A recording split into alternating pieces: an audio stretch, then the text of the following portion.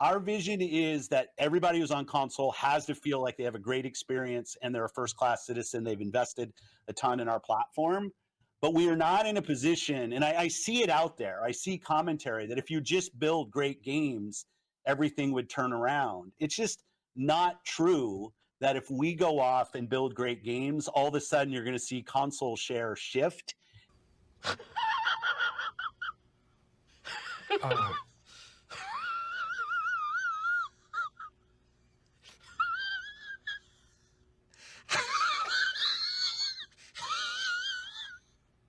What's up, everybody? It's Eli here from TreeFall Studios, and today I'm bringing you an interesting video.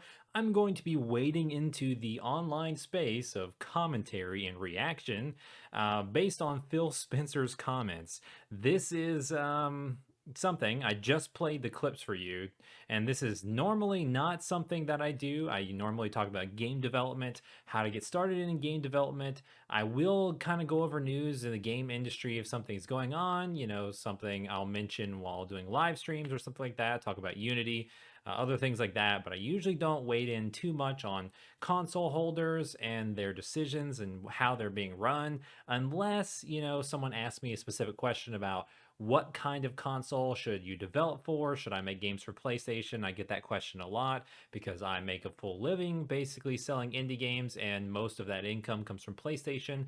I do have some income that comes from Steam. I used to sell games with Nintendo. So, I've been around the block in the indie game industry for a while. I have been working on getting a game on the Xbox. I have an ID at Xbox game approved. It's in the development process, and eventually, if I'm lucky, I will be releasing a game on Xbox. So I do have a little bit of behind the scenes knowledge with how that works.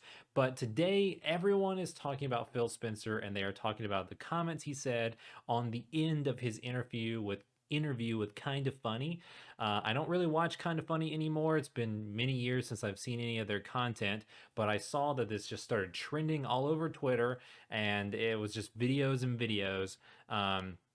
Of his quotes. He had a couple of them that people are really freaking out about. One of them is that if you make good games, it doesn't matter. It doesn't matter how many good games that they make. The Xbox is still not going to outsell PlayStation or Nintendo, which is absurd.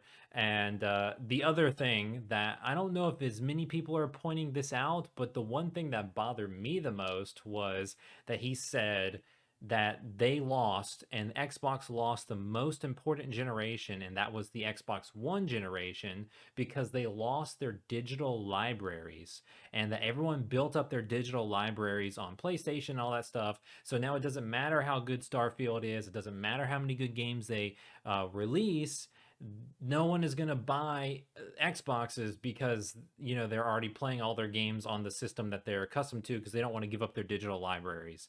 And I've got to say that that is complete bogus. And the exhibit number one is the Nintendo Switch. Nintendo just came out in this past generation with a console that was not backwards compatibility, that was brand new, that had only games for the Nintendo Switch, nothing else. You couldn't do anything else. I mean, they ported a couple Wii U games, but you had to buy them for the Nintendo Switch.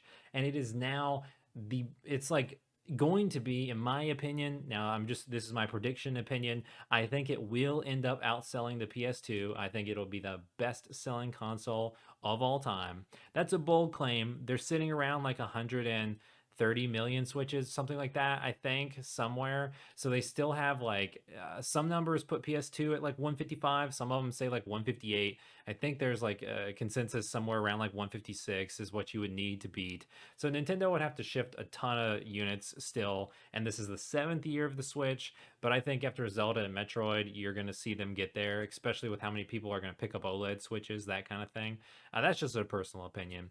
But Nintendo Switch came out, and it's like the best selling console of this generation. I mean, it's on track to outselling the PS4. It did outsell the PS4, and then the PS5 was tracking behind the PS4. So it's like you got, now the PS5 is kind of outselling the Switch in some months, but it's still like right up there with it, and it's in the 7th year, and they didn't do anything. You didn't have a digital library. You didn't have all your Wii U games. You don't have your previous Wii games. It's a brand new system, and Nintendo always does that.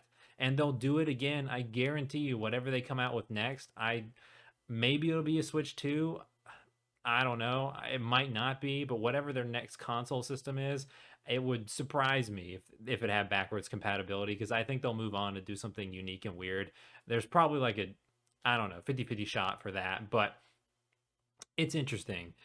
So that point just blew my mind, that I felt like I had to say something about it. And then the fact that he has to say that if they make good games, it's not going to matter. No one's going to buy Xboxes really, really worries me on the side of game development. Because when game development is concerned, if I'm going to take my time, if I'm going to spend my money, my resources to build a game for your platform, for your customer base, it's so that I can make money in return, so I can survive and live. And that is extremely hard to do as an indie game developer. Like, every dollar counts if you're going to stay in indie game dev. So if you're telling me that you're not concerned about selling more consoles, and that you don't think your games, making good games, is going to sell consoles, that already tells me, everyone's talking about it on Twitter, that he's got a defeated attitude, and he's basically admitted defeat. And, the whole interview can somewhat be summed up into something like this. But it's becoming increasingly obvious. I can deny it no longer. I am small. But that is something, that doesn't look good for the outskirts of the future of Xbox. So, like, if you're talking about game developers who are looking and saying, all right, I'm going to spend time making this game for Nintendo Switch, or I'm going to spend time making this game for PlayStation. Should I spend all this money and resources to, build it on the Xbox? What's the point if he's already out there telling you that, hey, it's going to cost, it does cost more. There are different things that go into developing for Xbox, and then you got the head of the company that says, hey, we're not going to sell more systems no matter what we do. We can put out the best game in the world and we're not going to sell systems. You think that third party developers, or large scale indie developers, are going to spend their time on Xbox? I mean, what is there to offer? That's really worrying to me, especially as I was looking towards Xbox as something to get my games on, to get an extra revenue stream instead of just solely relying on PlayStation, because we don't have any games on Nintendo Switch. Steam is like pretty low income for us. And I was hoping that Xbox could be an awesome stream of revenue, but I will have to say that, I can't say anything about the Xbox process or anything like that. It's all covered on NDA, and I've signed, and I would never say anything like that on YouTube. But I will say that in my experience, it's been more difficult to develop for Xbox than it has been for PlayStation. It's taking me longer to develop for Xbox than PlayStation, and they have less console market share. I mean, he just admitted it today. So it's like your prospect of selling games is going to be less than PlayStation.